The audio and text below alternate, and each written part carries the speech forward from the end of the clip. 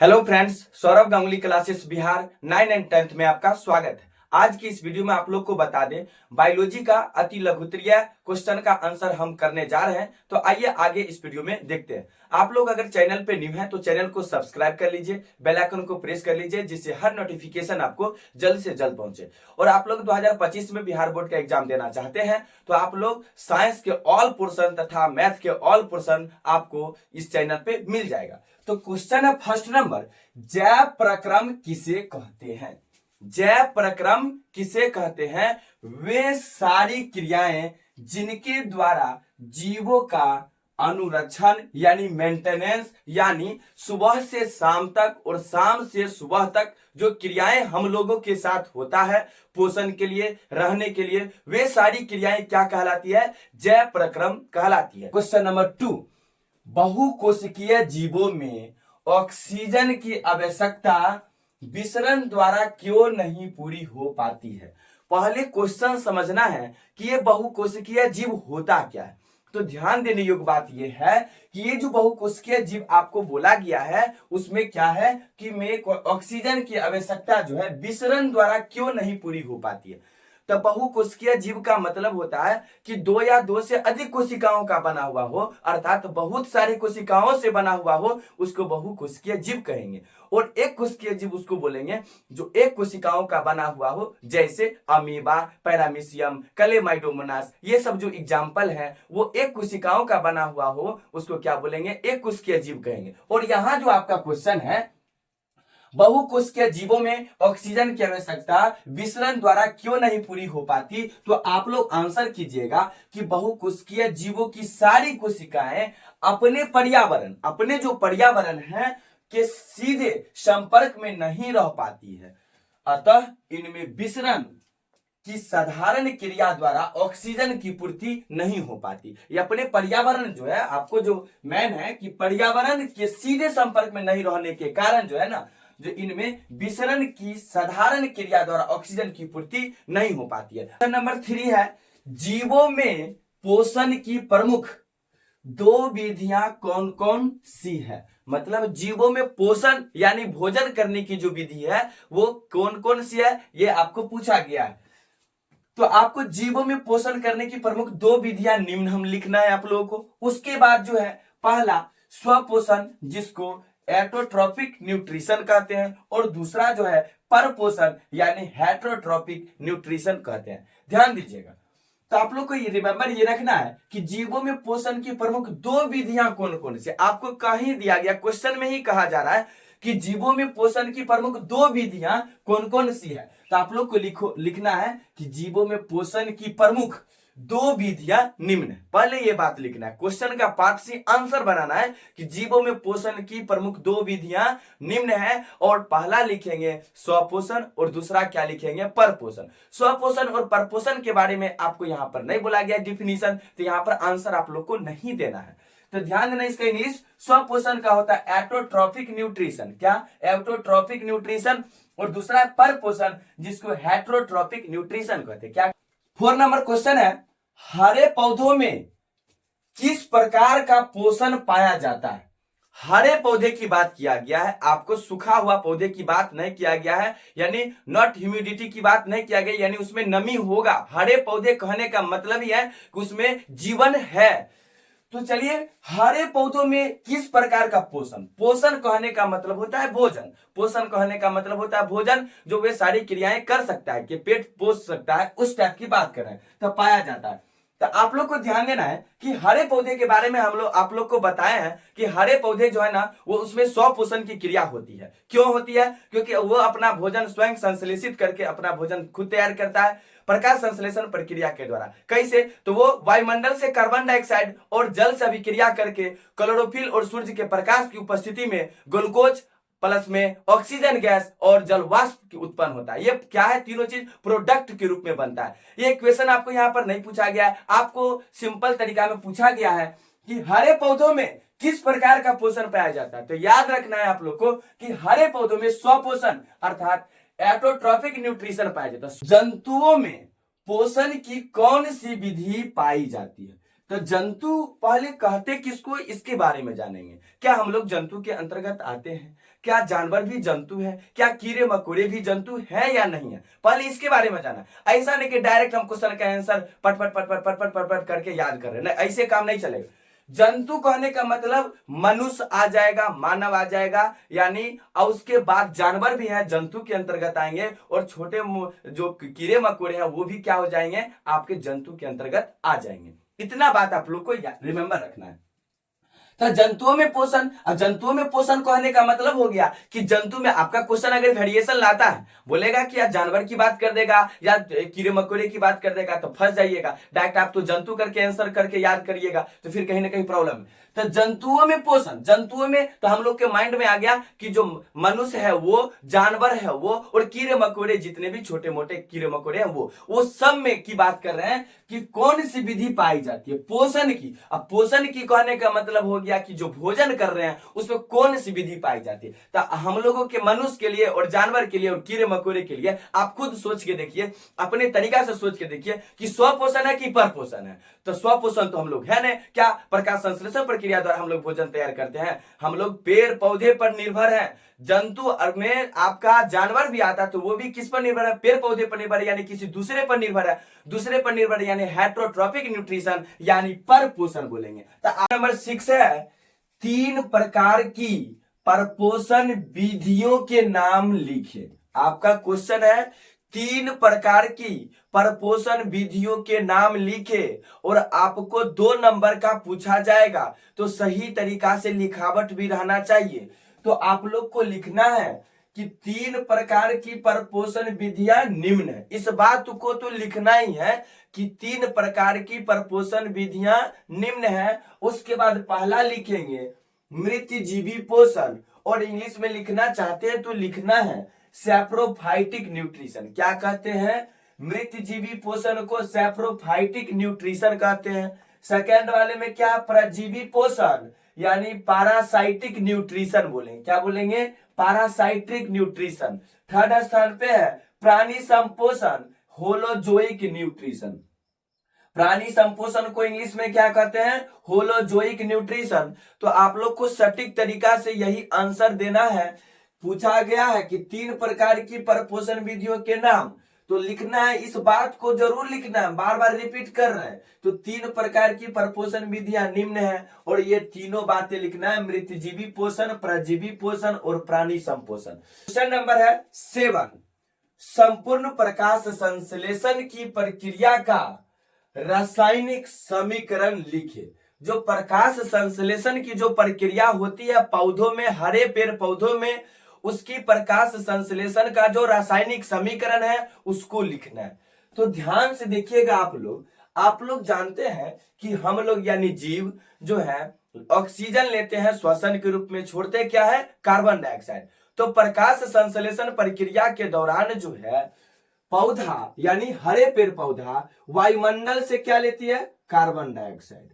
Carbon dioxide बोले तो CO2, ठीक है, कार्बन डाइऑक्साइड बोले तो CO2। फिर क्या करती है? जल की उपस्थिति यानी जल से क्रिया करके, यानी जल यानी H2O से क्रिया करके किसकी उपस्थिति में? तो क्लोरोफिल की उपस्थिति में। तो लिख दीजिए क्लोरोफिल।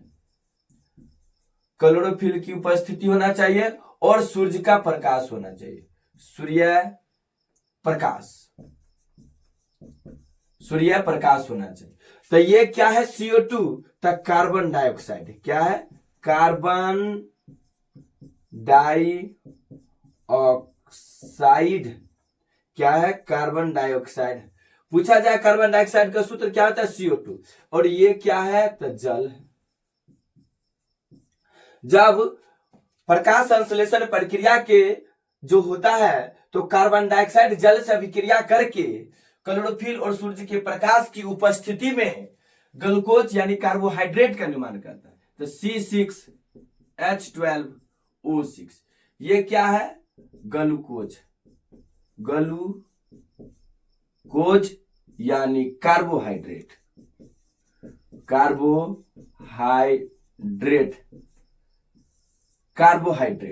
और क्या बनाता है, ऑक्सीजन गैस उत्पन्न होता है। क्या होता है, ऑक्सीजन गैस उत्पन्न होता है। और जलवाष्प, जलवाष्प यानी H2O, जलवाष्प यानी क्या, H2O। ध्यान से सुनिएगा, कार्बन डाइऑक्साइड जब जल से अभिक्रिया करके क्लोरोफिल और सूर्य की प्रकाश की उपस्थिति में कार्बोहाइड्रेट यानी कि ग्लूकोज का निर्माण करता है, ऑक्सीजन गैस निकलती है। तो लिख दीजिए ऑक्सीजन, ऑक्सीजन। और ये जल H2O जो है ये जल वाष्प हो जाएगा, जल वाष्प हो जाएगा। क्या हो जाएगा, जल वाष्प हो जाएगा। तो इसको बैलेंस कर दीजिए, ध्यान से देखिएगा, यानी CO2 है और यहां पर देखिए C कितना है, वहां कितना C है, यहां कितना C है, तो 6 गो C है। तो यहां भी क्या करना पड़ेगा, 6 गो C पुराना पड़ेगा। जब 6 गो C यहां है और यहां 6 गो C कर दीजिएगा, तो 6 दूनी 12 गो ऑक्सीजन इधर है, इधर ऑक्सीजन एक ही था, 12 एक 13 गो रहा। इधर देखिए तो ऑक्सीजन कितना है, 6 गो ऑक्सीजन यहाँ है, 6 2 8 गो है, लेकिन यहाँ जल पुराइए तो कितना आ रहा है, क्या करिएगा, 12 गो यहाँ हाइड्रोजन और यहाँ पर 2 गो, तो 6 2 8 गो हो रहा है। तो क्या करिएगा, तो बैलेंस बनेगा। तो यहाँ क्या करिए, आप 6 लगा दीजिए, 6 लगा दीजिएगा तो क्या हो जाएगा, 6 दूनी 12 गो ऑक्सीजन यहाँ, 6 गो ऑक्सीजन यहाँ, तो 6 दूनी 12 6 18 18 है। तो फिर अगर इसमें 6 से गुना कर देते हैं तो 6 दूनी 12 गो हाइड्रोजन और 6 गो ऑक्सीजन, तो 6 6 12 और देखिएगा 6 गो यहाँ ऑक्सीजन, 6 6 12 6 18 और 6 3 6 6 24 गो ऑक्सीजन हो जाता है। ऑक्सीजन 24 गो है, तो 6 दूनी 12 गो ऑक्सीजन यहाँ आप अगर 12 से गुना कर देते हैं तो 12 गो ऑक्सीजन आपका यहाँ भी हो जाता है। तो हाइड्रोजन की बात करिएगा तो 12 दूना 24 गो हाइड्रोजन। ध्यान से देखिएगा, 12 दूना 24 गो हाइड्रोजन यहाँ होता है, तो 12 गो हाइड्रोजन यहाँ है और 6 दूनी 12 गो हाइड्रोजन यहाँ है, तो 12 12 24 गो हाइड्रोजन हो गया। कहने का मतलब संतुलित रासायनिक समीकरण उसे कहते हैं जिसमें परमाणुओं की संख्या, इसमें जो परमाणुओं की संख्या वो क्या होना चाहिए, समान होना चाहिए। जैसे आप कंप्लीट देख लीजिए, आपका ये संतुलित है, बैलेंस हो गया। 6 गो ऑक्सीजन इधर आपका, इधर कार्बन की बात करिएगा 6 गो कार्बन, तो इधर भी 6 गो कार्बन। हाइड्रोजन की बात करिएगा तो 12 गो हाइड्रोजन इधर है और 6 दूनी 12 12 24 गो हाइड्रोजन है, तो 12 दूना 24 गो हाइड्रोजन इधर भी हो गया। 6 दूनी 12 गो ऑक्सीजन इधर और 12 गो 12 12 24 गो ऑक्सीजन है, तो यहां से 6 गो ऑक्सीजन, 6 दूनी 12 गो ऑक्सीजन, 12 6 18, फिर 6 गो, 6 3 18 6 4 24 गो ऑक्सीजन हो गया। यानी ये जो है आपका बैलेंस बना हुआ, तब जाकर के आपको 2 नंबर कंप्लीटली मिलेगा, एक भी नंबर इसमें से नहीं कटेगा। क्या बोला गया था, संपूर्ण प्रकाश संश्लेषण की प्रक्रिया का रासायनिक समीकरण लिखे। और तब आप लोग जानते हैं कि रासायनिक समीकरण, प्रकाश संश्लेषण के द्वारा जो रासायनिक समीकरण होता है 6CO2 प्लस 12H2O, क्लोरोफिल तथा सूर्य की प्रकाश की उपस्थिति में C6H12O6 plus 6O2 plus 6H2O का निर्माण होता है। यही प्रकाश संश्लेषण प्रक्रिया के द्वारा ना, जब प्रकाश संश्लेषण की हरे पेड़ पौधों में प्रकाश संश्लेषण होता है तो ऑक्सीजन गैस निकलता है। वही ऑक्सीजन गैस हम लोग सांस श्वसन के रूप में यानी सांस के रूप में लेते हैं, और हम लोग लेते तो है ऑक्सीजन गैस और छोड़ते क्या है, कार्बन डाइऑक्साइड गैस छोड़ते हैं। और वायुमंडल में जो है कार्बन डाइऑक्साइड की जो प्रतिशतता है 0.03% है। तो 0.03% किसमें है, वायुमंडल की बात कर रहे हैं। ऑक्सीजन गैस कितना प्रतिशत है, 21% है। नाइट्रोजन गैस कितना प्रतिशत है, 78%। तो जो वायुमंडल में सबसे अधिक प्रतिशतता वाली गैस है, इस बात को याद रखना है आप लोग को। क्वेश्चन नंबर 8, प्रकाश संश्लेषण की प्रक्रिया में उपोत्पाद के रूप में क्या बनता है। तो पहले आपको यह जानना पड़ेगा प्रकाश संश्लेषण प्रक्रिया समीकरण होता क्या है। उसी समीकरण के दौरान जो है ना उपोत्पाद के रूप में बनता है। तो प्रकाश संश्लेषण प्रक्रिया जो होता है हरे पेड़ पौधों में, वो वायुमंडल से कार्बन डाइऑक्साइड और मिट्टी से जल लेकर के अभिक्रिया करता है। किसकी उपस्थिति में करता है, क्लोरोफिल। तो लिख दीजिएगा क्लोरोफिल प्रकाश संश्लेषण रासायनिक समीकरण में। और किसकी उपस्थिति में, सूर्य प्रकाश की उपस्थिति में। तब जो है बनाता है ग्लूकोज। क्या बनाता है, ग्लूकोज, यानी C6H12O6 प्लस प्रकाश संश्लेषण प्रक्रिया के दौरान ही पौधा ऑक्सीजन गैस छोड़ती है, तो क्या लिख देंगे O2, और जलवाष्प निकलती है, यानी लिख दीजिए H2O, और तीर का निशान दे दीजिएगा, इससे मतलब है कि वो जलवाष्प है। चलिए ध्यान दीजिए, तो CO2 H2O से अभिक्रिया करके क्लोरोफिल और सूर्य की प्रकाश की उपस्थिति में C6H12O6 यानी ग्लूकोज यानी कार्बोहाइड्रेट, O2 यानी ऑक्सीजन, H2O यानी जल यानी जलवाष्प, इसको बैलेंस कर लीजिए। तो बैलेंस करने का इससे पिछले वीडियो में बताएं, इसमें 6 से गुना करिए क्योंकि यहाँ भी कार्बन 6 है तो यहाँ भी कार्बन 6, 6 6 12 गो ऑक्सीजन है यहाँ, तो यहाँ 12 गो है तो यहाँ 6 है और यहाँ पर 6 2 8 1 9 है, तो बैलेंस करिए। तो इसमें आप 12 से गुना कीजिए, 12 H2 है तो 12 दूना 24 गो हाइड्रोजन है, 24 गो तो यहाँ 6 दूनी 12 और 12 24 गो हो गया। अब बात करते हैं ऑक्सीजन का, तो देखिए 6 दूना 12 और 12 गो ऑक्सीजन यहाँ 24 गो है, तो यहाँ 6 गो 6 6 12 है, तो यहाँ पर 6 से गुना कर देंगे तो 6 दूना 12 12 12 24 गो ऑक्सीजन हो गया। लेकिन आपको ध्यान देना ये है, CO2 बोले तो carbon dioxide, carbon dioxide, carbon dioxide, और ये क्या है आपका, तो जल है यानी H2O। ये क्या है, ग्लूकोज, ग्लूकोज यानी कार्बोहाइड्रेट, कार्बोहाइड्रेट। चलिए ये क्या है, तो ऑक्सीजन गैस है, ऑक्सीजन है, और H2O यहां पर क्या है, तो जल वाष्प, जल वाष्प।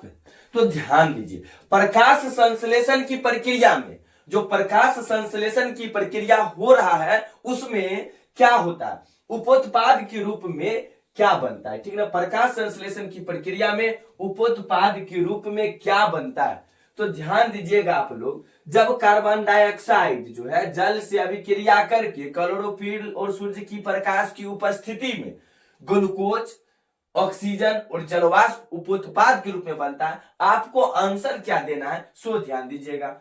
आपको आंसर इसमें से कोई सा भी आ जाए, कोई सा भी आ जाए तो वो आंसर, कभी ग्लूकोज रहेगा उपोत्पाद के रूप में तो ग्लूकोज आंसर मारिएगा, ऑक्सीजन रहे तो ऑक्सीजन मारिएगा, या तीनों रहे यहां पर जलवाष्प भी शामिल कर ले तो जलवाष्प को भी आंसर देना है। तो आप लोग को यह समझना है कि प्रकाश संश्लेषण की प्रक्रिया में उपोत्पाद के रूप में जो बनता है ग्लूकोज, ऑक्सीजन और जलवाष्प बनता है। आप ऑप्शन के अकॉर्डिंगली देखिएगा, ऑप्शन में आपको ग्लूकोज आ जाए तो ग्लूकोज मारना है, ऑक्सीजन आए तो ऑक्सीजन मारना है, जलवाष्प हो तो जलवाष्प, दोनों रहे ग्लूकोज और ऑक्सीजन तो दोनों को मारना है क्योंकि दोनों उपोत्पाद के रूप में बनता है।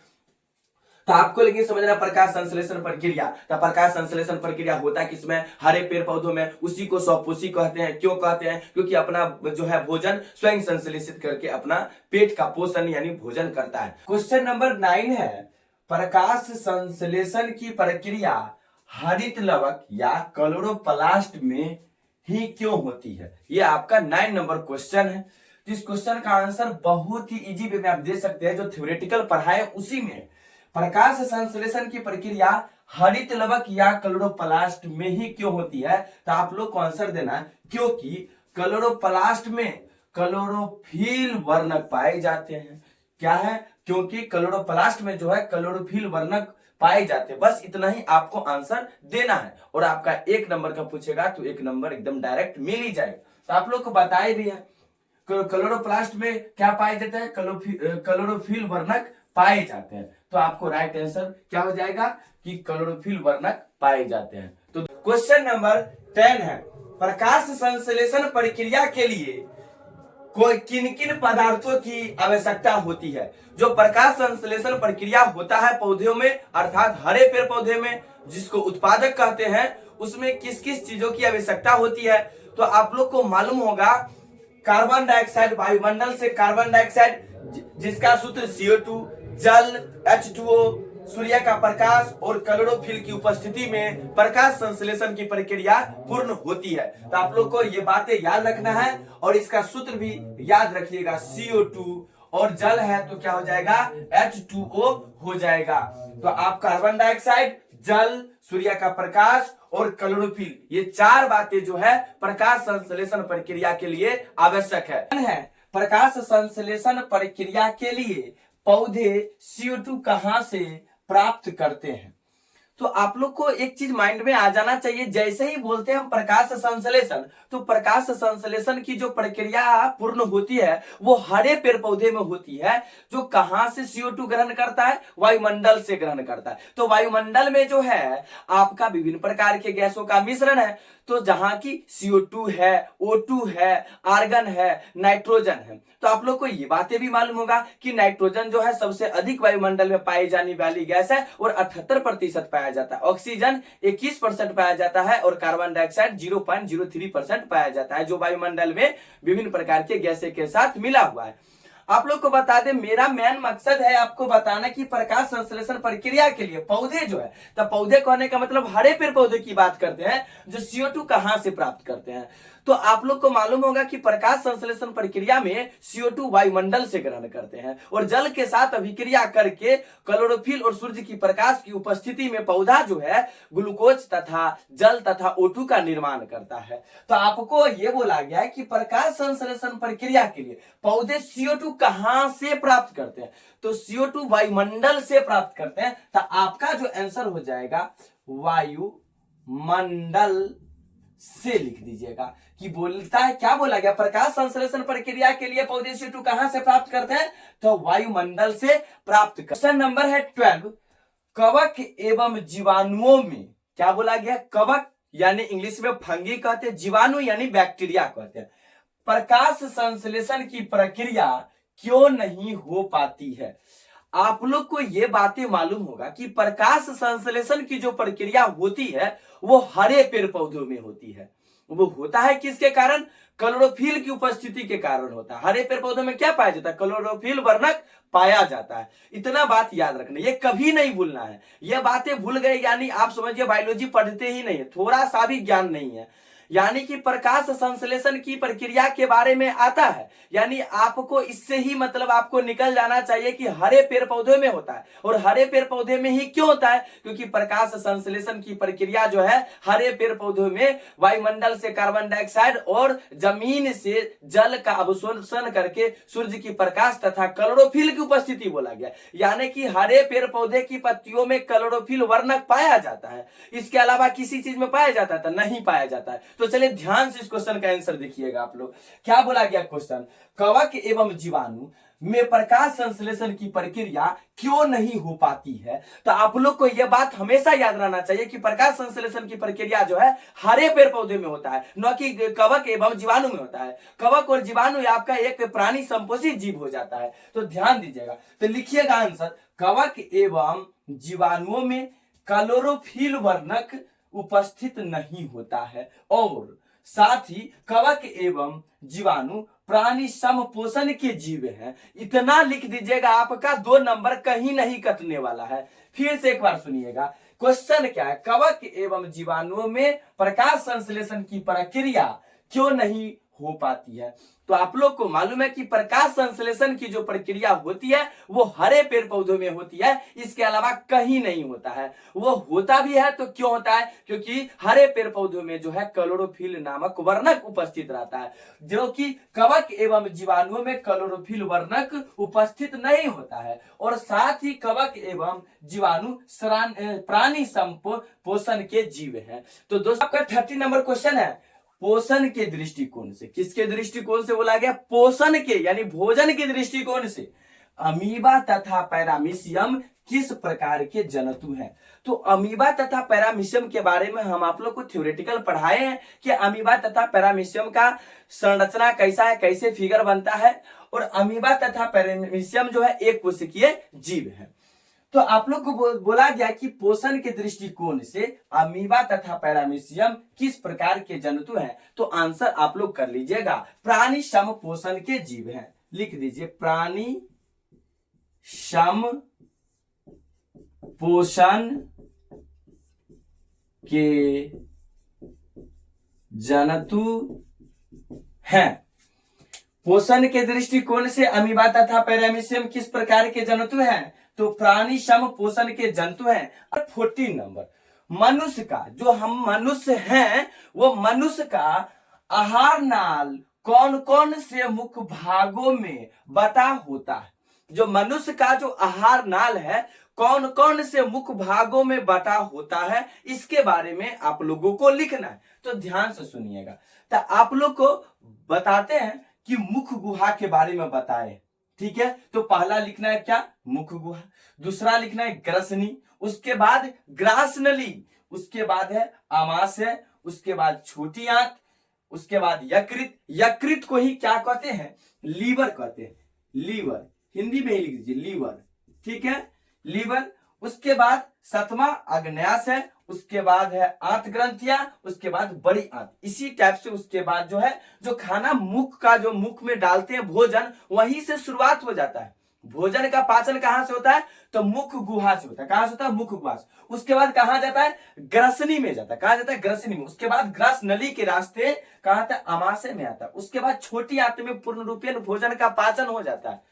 तो पूर्ण रूपेण पाचन हो जाता है छोटी आंत में, जो कि छोटी आंत की लंबाई कितनी होती है, 6 से 7 मीटर होती है। इस बात का बड़ी आंत में क्या होता है कि बड़ी आंत में भोजन का सिर्फ पानी अलग हो जाता है, यानी कि सिट्ठा बचता है, यानी एनस यानी मल द्वार के द्वारा जो है उस भोजन को त्याग दिया जाता है, यानी कि जो पचा हुआ रहता है रासायनिक प्रक्रिया के द्वारा जो है वो भोजन पचा हुआ रहता है। तो उस प्रक्रिया के द्वारा बड़ी आंत में सिर्फ क्या होता है, भोजन का सिर्फ अलग होता है, पानी का अवशोषण सोख लिया जाता है। सिट्ठा जो बचता है उसको फिर क्या किया जाता है, एनस यानी मल द्वार के रास्ते निकाल दिया जाता है। सुनिए, मनुष्य का आहार नाल कौन कौन से मुख्य भागों में बटा होता है, तो मुख गुहा, ग्रसनी, ग्रासनली, आमाशय, छोटी आंत, यकृत, यकृत को ही लीवर बोलते हैं, उसके बाद अग्न्याशय, आंत ग्रंथियां और बड़ी आंत में क्या होती है, आपको ये मुख्य भागों में बटा होता है।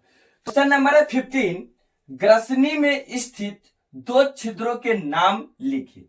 ग्रसनी में स्थित 2 छिद्रों के नाम लिखे। तो आप लोग सबसे पहला काम क्या करना है कि लिखना है इसी पार्ट्स को दोहरा के कि ग्रसनी में स्थित 2 छिद्रों के नाम निम्न है। क्या लिखेंगे, ग्रसनी में स्थित 2 छिद्रों के नाम निम्न है, और पहला लिखेंगे निगल द्वार और दूसरा लिखेंगे कंठ द्वार। निगल द्वार किसे कहते हैं, तो निगल द्वार जिस भोजन को हम लोग निगलते हैं उसको क्या कहेंगे, निगल द्वार। कंठ द्वार यानी कंठ के रास्ते से भोजन चला जाता है उसको क्या कहेंगे, कंठ द्वार कहेंगे। तो बोला क्या, ग्रसनी में स्थित 2 छिद्रों के नाम लिखे। तो आप लोग को लिखना है ग्रसनी में स्थित 2 छिद्रों के नाम निम्न है, और पहला लिखेंगे निगल द्वार और दूसरा लिखेंगे कंठ द्वार।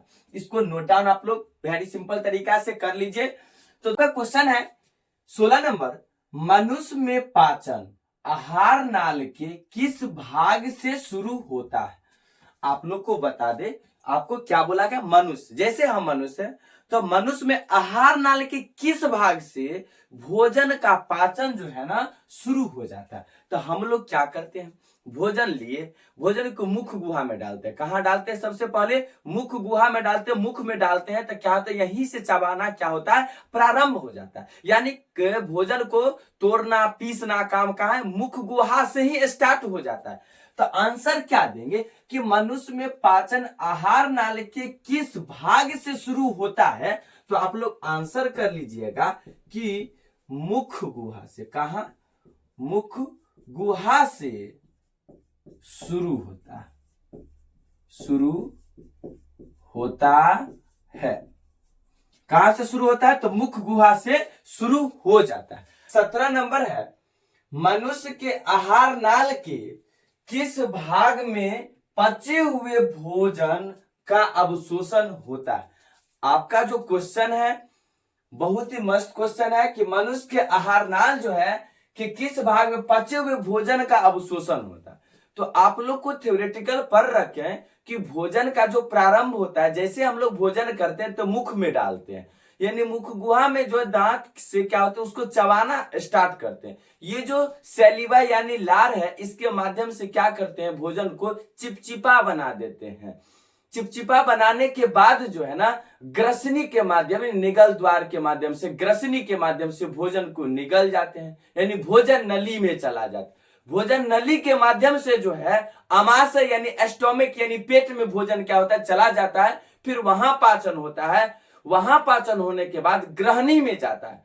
ग्रहणी में जाने के बाद भोजन क्या होगा, छोटी आंत में जाता है और छोटी आंत में भोजन का पूर्ण रूपेण पाचन हो जाता है। हम क्या बोले आपको कि भोजन जब हम करते हैं तो मुख गुहा में डालते हैं, यानी मुख में डालते हैं, और वहां क्या होता है, भोजन को छोटे छोटे टुकड़ों में बांटते हैं, और सलीवा यानी जो ये लार है उसे भोजन को चिपचिपा बना देता है। उसके बाद आगे ग्रसनी में जाता है, और ग्रसनी में जाने के बाद भोजन नली के रास्ते अमाशय यानी एस्टोमिक यानी पेट में चला जाता है, और पेट में भोजन का फिर पाचन होते हुए ग्रहणी में जाता है, और ग्रहणी में भोजन का पाचन होते हुए छोटी आंत में जाता है। छोटी आंत में भोजन का पूर्ण रूपेण पाचन हो जाता है, वहां से बड़ी आंत में जाता है, और बड़ी आंत का एक ही काम है कि भोजन जो पचा हुआ है उसमें से पानी को सोख लेना, यानी पानी एक साइड और जो सिट्ठा होगा उसको एक साइड कर लेता है, यानी पानी का वो शोषण क्या होता है तो बड़ी आंत में, भोजन का पूर्ण रूपेण पाचन क्या होता है तो छोटी आंत में हो जाता है,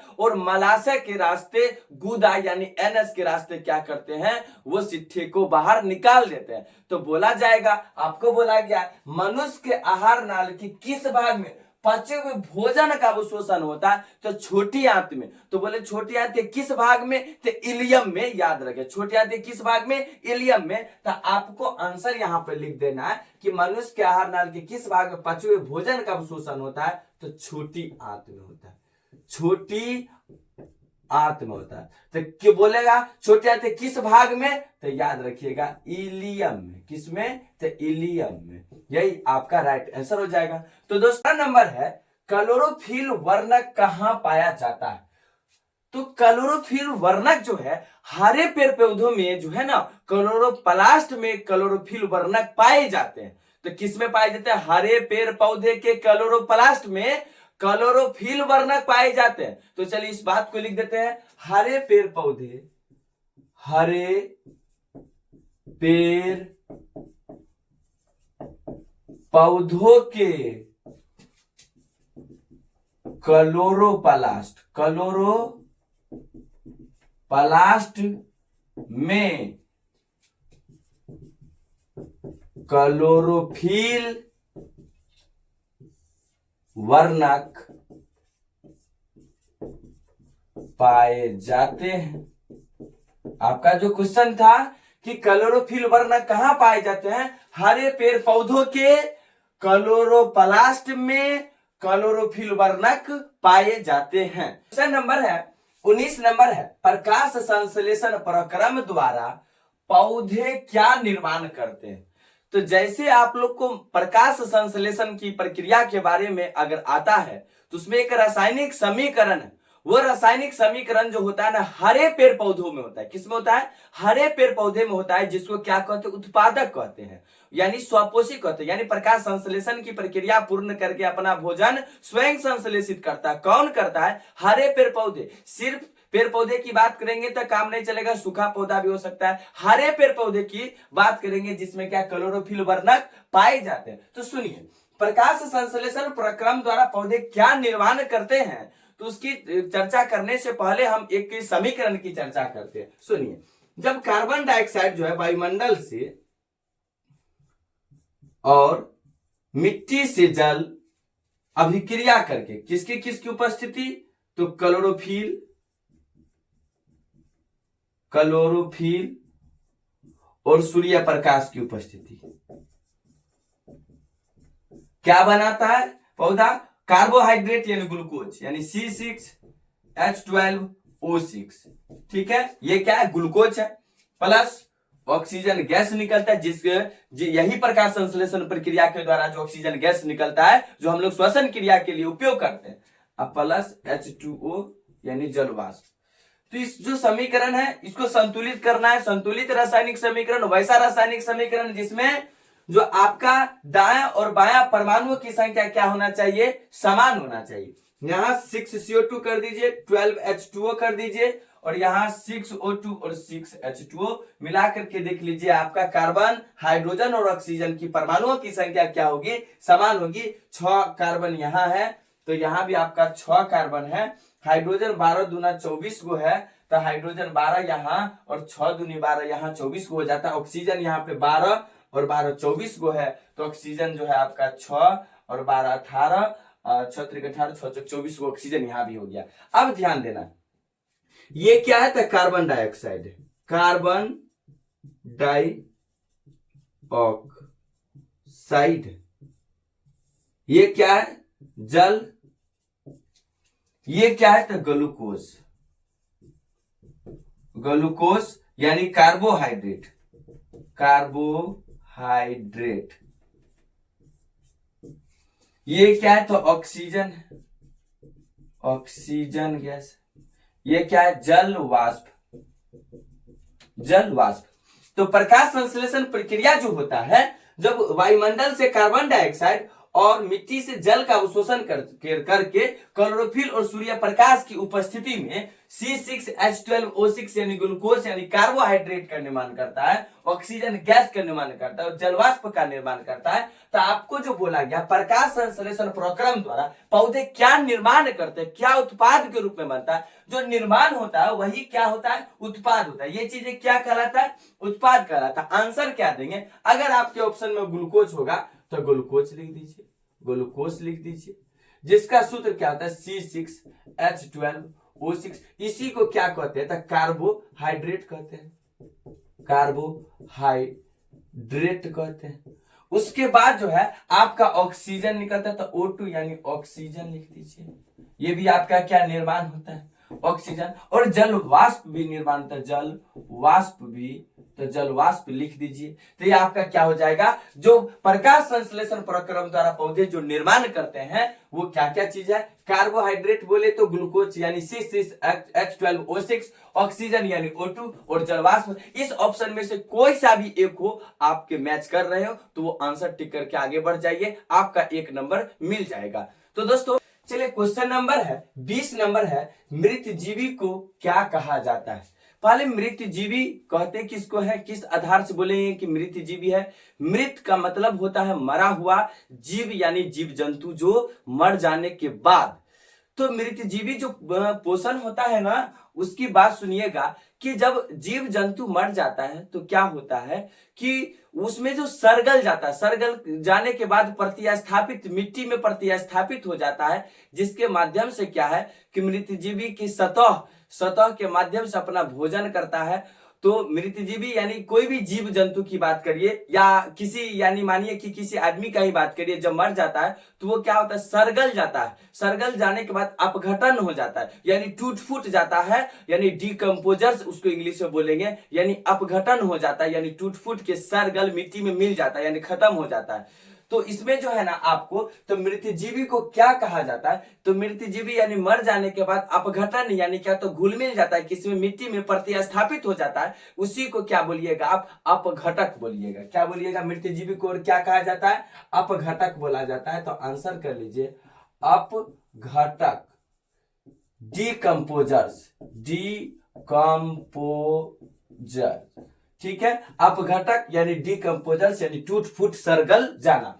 तो मृतजीवी को क्या कहा जाता है? तो अपघटक यानी डिकम्पोजर्स कहा जाता है। तो दोस्तों आज चलिए, क्वेश्चन नंबर है 21 नंबर है, जिस जीव के शरीर से परजीवी अपना भोजन प्राप्त करते हैं वे क्या कहलाते हैं? क्या बोला गया? क्वेश्चन फिर से एक बार और से पढ़िए कि जिस जीव के शरीर से परजीवी अपना भोजन प्राप्त करते हैं वे क्या कहलाते हैं? तो ध्यान से सुनिए। मानिए कि कोई एक जीव है यहाँ पर, ठीक है, यहाँ परजीवी है। क्या है? परजीवी। तो परजीवी के माध्यम से जो जीव जो है ना अपना भोजन मतलब लेगा, परजीवी के माध्यम से जो जीव अपना भोजन करता है तो उसे क्या कहते हैं? उसी को ना किसी, अगर 2 माध्यम है तो कोई व्यक्ति अगर मानिए कि यहाँ पे जीव के साथ में ये परजीवी या इसके माध्यम से ये जो है भोजन लेता है, यानी होस्ट बना रहा है, यानी पोषी बोलते हैं उसको। क्या? पोषी यानी होस्ट बोलते हैं। तो उसको क्या, वे क्या कहलाते हैं? जिस जीव के शरीर से परजीवी अपना भोजन प्राप्त करते हैं ना, वे क्या कहलाते हैं? तो उसको पोषी बोलते हैं। क्या बोलेंगे? पोषी। इसी को इंग्लिश में क्या होस्ट बनाना बोलेंगे, होस्ट, होस्ट बोलेंगे। तो क्या आंसर हो जाएगा? जिस जीव के शरीर से परजीवी अपना भोजन प्राप्त करते हुए क्या कहलाते हैं? पोषी यानी होस्ट कहते हैं। तो दोस्तों क्वेश्चन नंबर है 22 नंबर, गोबर छत्ता में किस प्रकार का पोषण होता है? ये जो गोबर छत्ता है उसमें किस प्रकार का पोषण होता है? तो आप लोग को इससे पहले समझना यह है कि गोबर छत्ता है क्या। गोबर छत्ता को ही कुकुरमुत्ता के नाम से जाना जाता है, या आपको कुकुरमुत्ता देके आपको क्वेश्चन पूछे तो उसमें बोला गया है कि गोबर छत्ता में किस प्रकार का पोषण, पोषण का मतलब भोजन की बात कर रहे हैं। तो गोबर छत्ता के बारे में समझिए आप सही तरीका से। गोबर छत्ता को ही ना क्या बोला जाता है? कुकुर मुत्ता बोला जाता है। गोबर छत्ता जो है ना कवक का उदाहरण है। किसका उदाहरण है? कवक का उदाहरण है। तो आप लोग जो ध्यान से देखिएगा तो बोला जाएगा गोबर छत्ता किसका उदाहरण है? कवक का, या गोबर छत्ता को ही क्या कहते हैं? कुकुर मुत्ता के नाम से जाना जाता है। इसमें किसकी चर्चा किया गया है बउआ? पोषण का चर्चा किया गया है, पोषण की चर्चा किया गया। तो ध्यान दीजिएगा ये कवक का उदाहरण है। कौन? तो गोबर छत्ता। इसमें पोषण जो होता है ना सड़े गले चीजों के कार्बनिक पदार्थों पर आश्रित रहता है। क्या बोले हैं? सड़े गले मृत कार्बनिक पदार्थों पर आश्रित रहता है। कौन? तो गोबर छत्ता। तो आप लोग जानते हैं मृत जीवी में पोषण क्या होता है? सड़े गले चीजों से नहीं होता है। तो इसके लिए आपका आंसर क्या दे दीजिएगा? गोबर छत्ता में किस प्रकार का पोषण होता है? तो मृत जीवी पोषण होता है। मृत जीवी पोषण किस प्रकार का पोषण? मृत जीवी पोषण आपका क्या हो जाएगा? इस क्वेश्चन का राइट आंसर हो जाएगा। गोबर छत्ता में किस प्रकार का पोषण होता है? तो मृत जीवी पोषण होता है, क्योंकि मृत जीवी पोषण उसी में होता है जो सड़े गले मृत कार्बनिक पदार्थों पर आश्रित रहता है, उसी को मृत जीवी कहते हैं। और गोबर छत्ता में जो है ना इसी को कुकुरमुत्ता जो कवक का उदाहरण है। तो और क्वेश्चन नंबर है 23 नंबर, अति लघुत्तरीय प्रश्न है। पत्तियों का कौन सा अंग CO2 युक्त वायु का प्रवेश द्वार है?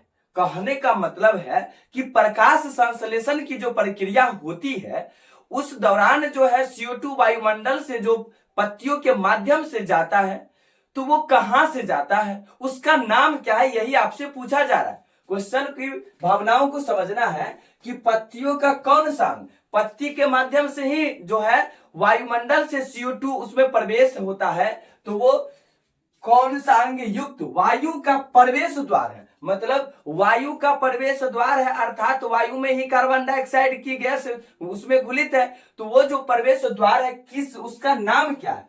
तो आप लोग को इतना मालूम है कि प्रकाश संश्लेषण की जो प्रक्रिया होती है उसमें CO2 क्या है? आपका योगदान है प्रकाश संश्लेषण की प्रक्रिया के लिए। तो CO2 वायुमंडल में पाया जाता है। तो वायुमंडल से जो है किसके द्वारा पत्तियों में प्रवेश करता है? तो उसका नाम है रंध्र। क्या है? नाम है रंध्र। इसी का एक और नाम है, याद रखिएगा, अस्टोमाटा।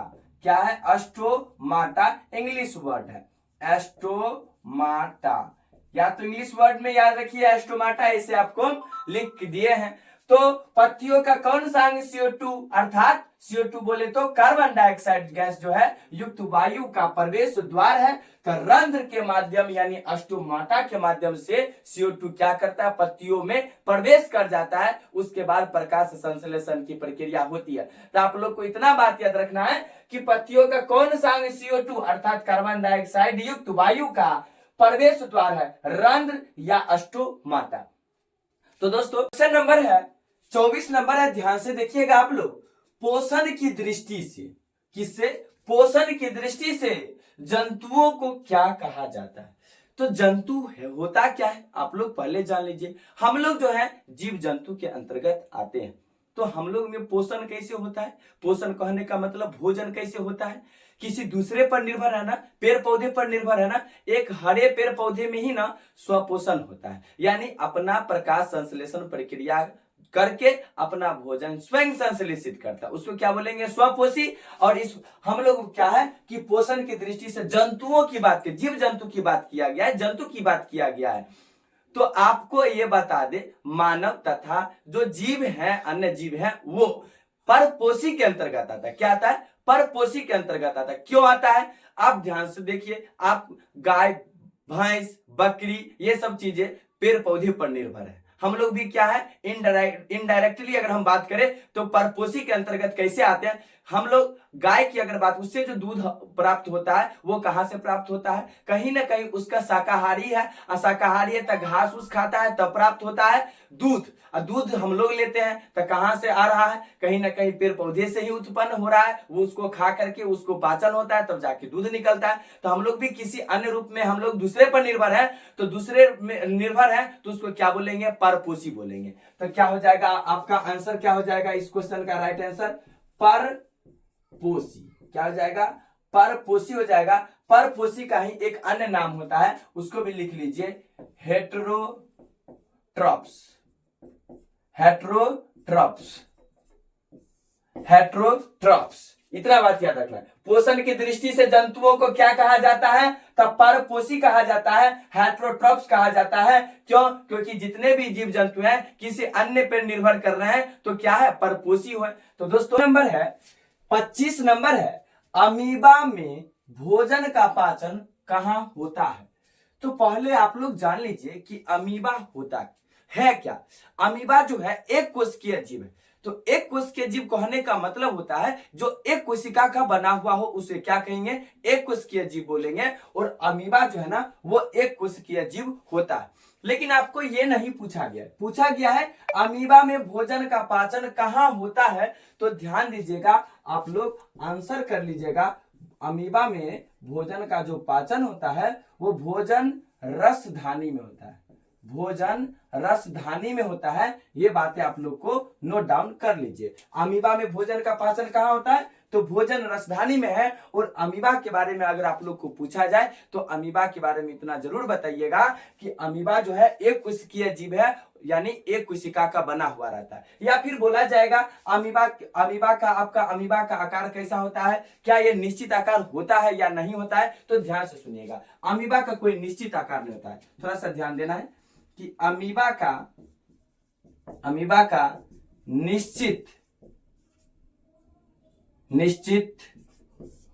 आकार नहीं होता है। अमीबा का निश्चित आकार नहीं होता है। अमीबा एक कोशिकीय जीव, एक कोशिकीय जीव है, यानी एक कोशिका का बना होता है। अमीबा की संरचना, तो ध्यान से देखिएगा, हम आपको क्या बोले हैं, अमीबा का निश्चित आकार नहीं होता। अमीबा एक कोशिकीय जीव है, यानी एक कोशिका का बना होता है, उसे क्या कहेंगे, एक कोशिकीय जीव बोलेंगे। अमीबा की रचना, यानी ध्यान से देखिएगा, देखिए ये जो है ना ऐसे कंप्लीट आपको गोल नहीं बनाना है और इसको भोजन रसधानी बना दीजिए तो क्या हो जाएगा ना, ये अमीबा का आकार हो जाएगा। कंप्लीट गोल नहीं बनाना है, कंप्लीट गोल क्या होगा, ये गलत है, ये क्या है, गलत है, और ये क्या है, सही है। इस बात को ध्यान रखना है कि आप किसी पॉइंट से चलिए और आप कंप्लीट गोल ना बना करके जिग जैग डायरेक्शन में बना के उसको क्लोज कर देंगे तो ये क्या हो जाएगा, अमीबा हो जाएगा। ठीक है, तो दोस्तों चलिए क्वेश्चन नंबर है 26 नंबर है, मनुष्य में पाचन के लिए विशेष अंग को क्या कहते हैं। आपका क्वेश्चन है कि मनुष्य में पाचन, तो आप लोग जानते हैं कि मनुष्य में जो पाचन है मुख गुहा से ही प्रारंभ हो जाता है। कहां से प्रारंभ होता है, मुख गुहा से ही प्रारंभ हो जाता है। लेकिन आपका जो क्वेश्चन पूछा गया है कि मनुष्य में पाचन के लिए विशेष अंग को क्या कहते हैं, वो विशेष अंग क्या है जिसको मनुष्य में पाचन होता है। तो ध्यान से देखिएगा, ये आपका आहार नाल है। क्या है, आहार नाल है। आहार नाल का ही इंग्लिश क्या होता है, एलिमेंट्री कैनल होता है। तो लिख दीजिए एलिमेंटरी कैनल, CANAL, कैनल क्या होता है, एलिमेंटरी कैनल यानी आहार नाल। तो मनुष्य में पाचन के लिए विशेष अंग को क्या कहते हैं, आहार नाल यानी एलिमेंटरी कैनल कहते हैं। तो दोस्तों चलिए क्वेश्चन नंबर है 27 नंबर है, मनुष्य के जीव के ऊपरी सतह पर पाई जाने वाली संरचना को क्या कहते हैं? बहुत ही इंपॉर्टेंट क्वेश्चन है कि मनुष्य के जो जीव हैं उसके ऊपरी सतह पर पाई जाने वाली संरचना जो है उसको क्या कहते हैं?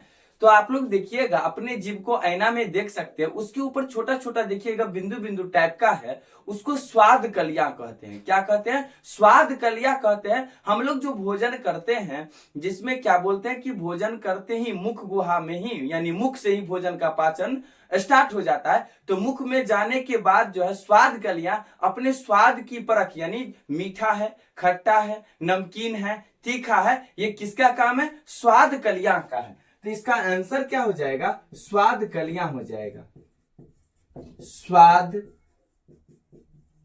कलियां। तो आप लोग को ध्यान रखना है कि मनुष्य के जीव की ऊपरी सतह पर पाई जाने वाली संरचना को क्या कहते हैं? तो स्वाद कलियां कहते हैं। आप लोग नंबर है 28 है, मुख गुहा से भोजन कहां पहुंचता है? और इतना बात मालूम होगा आप लोगों को कि भोजन का पाचन जो है मुख से ही प्रारंभ हो जाता है, मुख गुहा से ही प्रारंभ हो जाता है। लेकिन आपको वो क्वेश्चन नहीं बोला गया है, बोला गया है मुख गुहा से भोजन जो है ना कहां पहुंचता है। तो आप लोग आंसर दीजिएगा कि मुख गुहा से भोजन कहां पहुंचता है? तो ग्रास नली में पहुंचता है, ग्रास नली। इतना ही आप लोगों को आंसर देना, ग्रास नली में पहुंचता है। मुख गुहा से भोजन कहां पहुंचता है? तो ग्रास नली में पहुंचता है। तो चलिए क्वेश्चन नंबर है 29 नंबर है, ग्रास नली की दीवार में तरंग की तरह होने वाले सिकुड़न एवं फैलाव को क्या कहते हैं? किसमें बोला गया है? ग्रास नली की दीवार में तरंग की तरह होने वाले सिकुड़न एवं फैलाव को क्या कहते हैं? तो क्रमाकुंचन कहते हैं। क्या कहते हैं? क्रमाकुंचन कहते हैं। आंसर कर देते हैं यहां पे क्रमाकुंचन,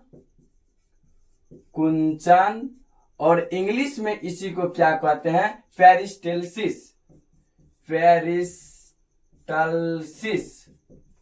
ठीक है, क्या कहते हैं इंग्लिश में? पेरिस्टल्सिस कहते हैं, यानी क्रमाकुंचन कहते हैं, क्रमाकुंचन कहते हैं। क्या है क्वेश्चन? ग्रास नली की दीवार में तरंग की तरह होने वाले सिकुड़न एवं फैलाव को क्या कहते हैं? क्रमाकुंचन कहते हैं। इसी को इंग्लिश में पेरिस्टल्सिस कहते हैं। नंबर है 30 नंबर है, भोजन में मौजूद प्रोटीन को पेप्टोन में कौन सा एंजाइम परिवर्तित करता है? इतना बात आपको याद रखना है कि प्रोटीन को पेप्टोन में कौन बदलता है? तो आप लोग याद रखिएगा पेप्सिन। क्या बोले? प्रोटीन को पेप्टोन में कौन बदलता है? तो पेप्सिन। आंसर कर लीजिए, पेप्सिन, पेप्सिन। और इंग्लिश वर्ड भी क्या होता है? तो पेप्सिन ही होता है, तो लिख दीजिए पेप्सिन। तो याद रखिएगा ऐसे आप लोग कि प्रोटीन लिखिए, प्रोटीन को जो है ना पेप्टोन में कौन बदलता है? प्रोटीन को पेप्टोन में कौन बदलता है? तो बीच में कर लीजिएगा, पेप्सिन बदलता है। क्या? तो पेप्सिन बदलने का काम किसका है? तो पेप्सिन का है। प्रोटीन को पेप्टोन में कौन बदलता है? तो ध्यान रखिए, पेप्सिन बदलता है। क्वेश्चन नंबर है 31 नंबर है, आहार नाल के सबसे लंबे भाग को क्या कहते हैं? जो आहार नाल होता है वो आहार नाल के सबसे लंबे भाग को क्या कहते हैं? तो छोटी आंत कहते हैं, यानी स्मॉल इंटेस्टाइन, छोटी आंत कहते हैं। तो छोटी आंत, इस क्वेश्चन का आंसर कर लीजिएगा आप लोग कि आहार नाल के सबसे लंबे भाग को क्या कहते हैं? तो छोटी आंत कहते हैं। तो मनुष्य में जो छोटी आंत की लंबाई होती है, चौड़ाई होती है, वो कितना होता है, और छोटी आंत कितने भागों में बटा होता है, सब बात एक एक करके देखिए। तो छोटी आंत जो है मनुष्य में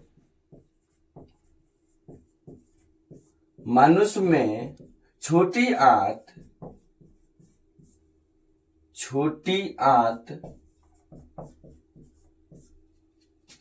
की लंबाई, मनुष्य में छोटी आंत की लंबाई 6 मीटर होता है, 6 मीटर, तथा चौड़ाई 2.5 सेंटीमीटर होती है। मनुष्य में छोटी आंत की लंबाई 6 मीटर तथा चौड़ाई 2.5 सेंटीमीटर होती। तो छोटी आंत कितने भागों में विभक्त होता है सो लिखिएगा। तो छोटी आंत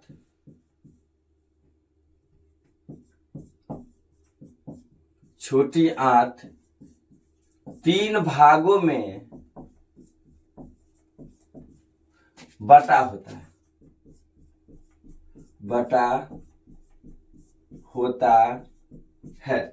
छोटी आंत कितने भागों में बटा होता है? तो छोटी आंत 3 भागों में बटा होता है। वो 3 भाग कौन कौन सा है? तो ग्रहणी, जेजुनम तथा इलियम होता है। तो तीनों का नाम भी लिख लीजिए। ग्रहणी, दूसरा जेजुनम और तीसरा इलियम। ठीक है। तो छोटी आंत 3 भागों में बटा होता है। कौन कौन सा भाग है इसका? ग्रहणी, जेजुनम तथा इलियम। ग्रहणी, जेजुनम तथा इलियम। और मनुष्य में छोटी आंत की लंबाई 6 मीटर तथा चौड़ाई 2.5 सेंटीमीटर होती है। और आपका क्वेश्चन का आंसर जो है, जो क्वेश्चन 31 नंबर है कि आहार नाल के सबसे लंबे भाग को क्या कहते हैं? तो आहार नाल के सबसे लंबे भाग को छोटी आंत कहते हैं। तो दोस्तों क्वेश्चन नंबर है 32 है, शरीर की सबसे बड़ी ग्रंथि क्या है? जो शरीर है, मानव शरीर है, उसकी सबसे बड़ी ग्रंथि को क्या कहते हैं? तो यकृत कहते हैं। यकृत को ही ना इंग्लिश में लीवर बोलते हैं। इसी को हिंदी में लिखा हुआ रहेगा लीवर रहेगा। ठीक है। तो ये आंसर आप लोग कर लीजिएगा कि शरीर की सबसे बड़ी ग्रंथि क्या है? तो यकृत यानी लीवर। एक बात और याद रखिएगा कि यकृत का भार कितना होता है? 1.5 kg होता है। ये भी लिख लीजिएगा। यकृत का भार 1.5 kg होता है। ठीक है। केजी में दिया तो केजी में, या फिर आपको ग्राम में देगा तो 1000 से क्या होगा? मल्टीप्लाई हो जाएगा। 1 kg बराबर की कितना होता है? देखिए 1 kg बराबर 1000 ग्राम। तो ये बात को याद रखिएगा। तो अगर ग्राम में दिया था, क्या इसमें क्या करिएगा कि 1000 से गुना कर दीजिएगा। तो 1.5 गुने 1000 ग्राम। पॉइंट रहिएगा तो नीचे आ जाएगा। तो क्या 0 से 0 कैंसिल, यानी कितना सौ? 1500 ग्राम हो जाएगा। 1500 ग्राम हो जाएगा। ये बात याद रखना है कि यकृत का भार कितना होता है? 1.5 kg होता है, या ग्राम में बोले तो 1500 ग्राम होता है। ठीक है ना। 33 नंबर, पाचन की क्रिया कहाँ पूर्ण होती है? तो पाचन जो होता है मनुष्य में, तो पाचन की क्रिया कहाँ पूर्ण होती है? तो छोटी आंत में होता है। और छोटी आंत के बारे में आप लोगों को मालूम है कि मानव में छोटी आंत की लंबाई 6 मीटर तथा चौड़ाई 2.5 सेंटीमीटर होती है। और छोटी आंत 3 भागों में बटा होता है। छोटी आंत कितने भागों में बटा होता है? 3 भागों में बटा होता है। इतना बात आप लोगों को याद रखना है। तो चलिए, पाचन की क्रिया कहाँ पूर्ण होती है? तो छोटी आंत में। छोटी आंत में होती है। और छोटी आंत की लंबाई क्या होता है? तो 6 मीटर और आपका चौड़ाई 2.5 सेंटीमीटर। ये कितने भागों में विभक्त होते हैं? तो 3 भागों में विभक्त होते हैं। ठीक है। तो इस बात को याद रखना। तो याद रखिएगा पाचन की क्रिया कहां पर होती है? तो छोटी आंत में होती है। तो 34 नंबर, छोटी आंत, जो कि आप लोग जानते हैं कि छोटी आंत क्या है, इसकी लंबाई क्या होता है, इसकी चौड़ाई क्या होता है, ये कितने भागों में विभक्त होता है? तो छोटी आंत एवं बड़ी आंत के जोड़े पर अवस्थित नली को क्या कहते हैं? जो छोटी आंत होगा वो और बड़ी आंत के जोड़े यानी पेयर पर अवस्थित नली को क्या कहते हैं? तो इसको सीकम कहते हैं। क्या कहते हैं? सीकम कहते हैं। तो आंसर कर लीजिए आप लोग, सीकम। इंग्लिश में भी सीकम ही कहते हैं। क्या कहते हैं? सीकम कहते हैं। तो इस बात को आप लोग को ध्यान रखना है कि छोटी आंत एवं बड़ी आंत के जोड़े पर अवस्थित नली को क्या कहते हैं? तो सीकम कहते हैं। जाएगा। क्वेश्चन नंबर है अति लघुत्तरीय प्रश्न का 35 नंबर और लास्ट क्वेश्चन है, अपचा भोजन अस्थायी तौर पर कहां संचित रहता है? अपचा यानी भोजन का पाचन नहीं होता है, तो भोजन अस्थायी तौर पर कहाँ संचित रहता है? तो याद रखिएगा, रेक्टम में रहता है।